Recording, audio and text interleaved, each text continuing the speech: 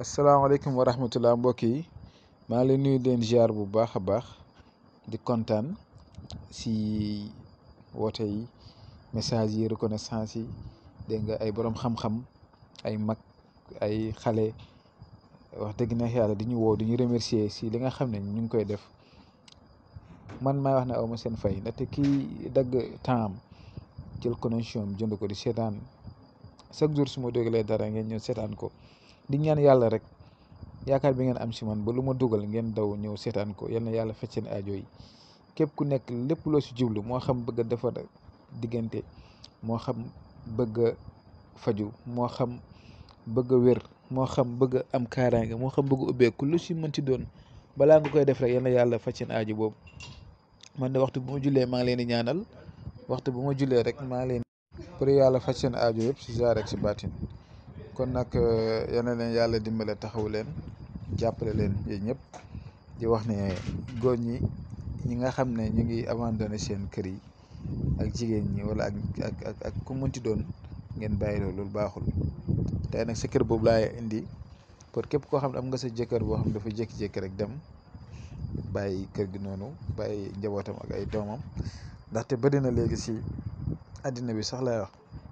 wala jigéen boo xam ne day jékki-jékki rek dem kenn du xam la moo tax da nga bàyyi njabootam ak yu demee noonu wala dem sa yóbbaale njabootam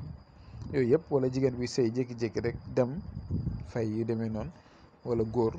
wala nga am sa benn rakk si kër wala sa mag wala sa parent lu mënti doon daal nga bëgg kooku incha allah mu revenir si kër gi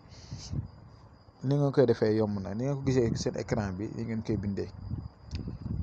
nii ngeen koy bindee bu ngeen xoolee seen côté càmmuñ am na benn carré bu ndaw bu nekk foofu noonu muy yaa boobu noonu soo xoolee si biir maa ngi ko ubbi bàyyi fa benn espace bu ndaw foo ngay bindi turu nit ki ak turu yaayam turam ak turu yaayam rek ngay bind foofu noonu soo paree nga tëjee ko allahumma salli ala sayyidina muhammad wa ala alihi wa sahbihi wa sallama tasliman kasiran ya rabbal alamin kun fayakun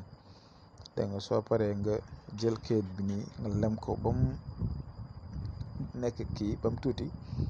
nga suul ko si buntu kër gi soo ko mënta suul si buntu kër gi itam nga takk ko si kaw noonu dégg nga waaye suul bi nag moo gën waaw de préférence ngeen suul ko suul bi moo gën ngeen ko mën a suul si buntu kër gi itam ngeen xool fu ngeen ko mën a suul daal si kër gi incha allah bu ko defee du soobee yàlla dina leen xëccal kooku noonu incha allah mu dellu si. kon nu ma koy faral di waxee rek na ngeen utiliser secret yi si lu neex yàlla te ngeen bañ ko utiliser si lu leen neex waaw kon nag maa ngi yem fii dinañ jox di dayoo suba jàmm incha allah asalaamaaleykum wa rahmatullah wa barakaatu.